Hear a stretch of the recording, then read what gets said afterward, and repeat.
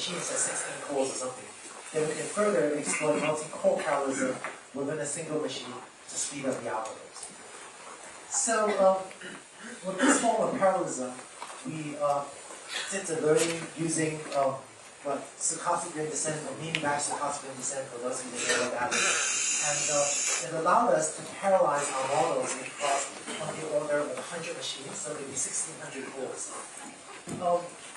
But then this still wasn't good enough for us. We wanted to layer on another layer of parallelism, where we don't just take a single model and distribute it mathematically as one stochastic gradient descent step. We does some learning to compute some update delta p that it wants to implement to the parameters.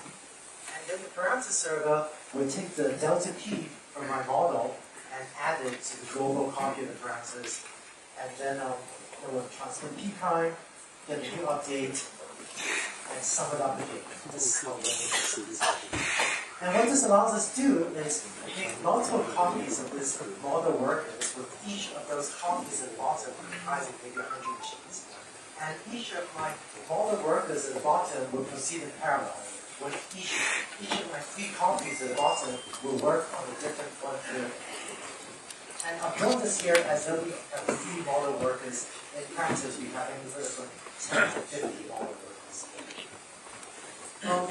And so, from an engineering standpoint, one huge advantage of using this parameter server setup is that if one of my slave models, if one of these 3 pieces at the bottom goes down, the rest of the model can keep on running.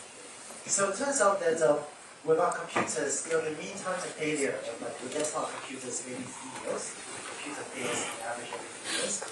What that means is if you run on 1,000 machines, 3 years is about 1,000 days, right? So what that means is if you run on 1,000 machines, you have about 1 machine fail per day. Because of preemption and other problems, we actually have machines fail much more often than 1 day. But with this sort of architecture, if one of the machines is very slow because something goes wrong, with 1,000 machines, there's much higher variance in response times in the machines. If one of the machines goes down, or one of the shards goes down, or one machine is very slow and times out, we can just discard that shard, and the rest of the computer, the rest of the cluster, keep on making forward progress. When you work on thousands of machines, one of the issues you have to deal with is just the high variance. Some machines will just respond much faster than others because of weird things to do with the router or the memory or some machines like that. And this architecture makes us much more robust. And so, using this model, we are able to do 2 things. The first and more interesting thing we could do is to train very large networks with 100 machines. By taking one model and spreading one model across 100 machines, we can train models that don't even fit in the memory of a single computer. So we train massive models. The second thing it does is even when we train very small models, it allows us to run much more quickly. So here we did a comparison with training on a cluster versus training on a single GPU. So for only very small models, we could fit in a GPU as fast as possible. We found that even compared to GPU training, by distributing our model across 10,000 cores, we can substantially train much faster than it's possible. But even more interesting is the fact that by distributing these models on so many machines, we can train models that don't even fit in a single machine. They certainly don't fit in a single machine. So, let's see.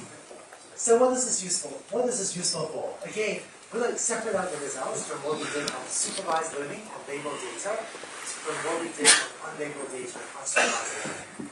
So, I'm actually curious, how many of you use an Android cell phone?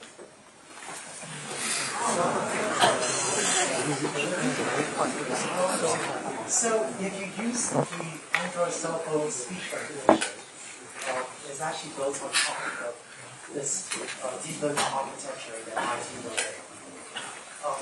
To give credit where it's due, just read the work of Vincent and it's part of the speech team at Google.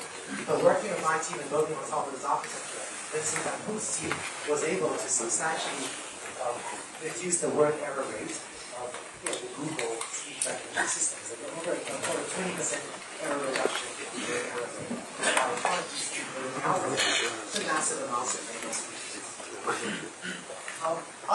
applications is also used in Google Street View. 哇塞，你看，电锯马呀！ And then there's a bunch of other applications.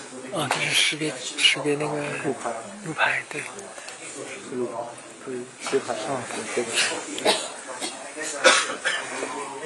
他这个都能做，那些不是，更小台了。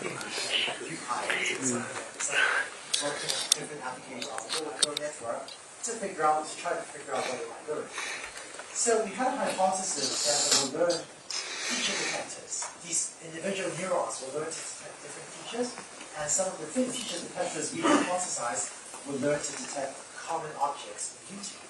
So faces occur commonly in YouTube, and we looked at the neurons and we found that, lo and behold, one of the neurons was a face detector. So these are the neurons, these are the images to which one particular neuron responded the most strongly, shown on the left, and shown on the right is the input that most strongly activates this neuron. So we really have a feature that is a face detector. And we also documented that this face detector, is fairly invariant to rotations, contributions,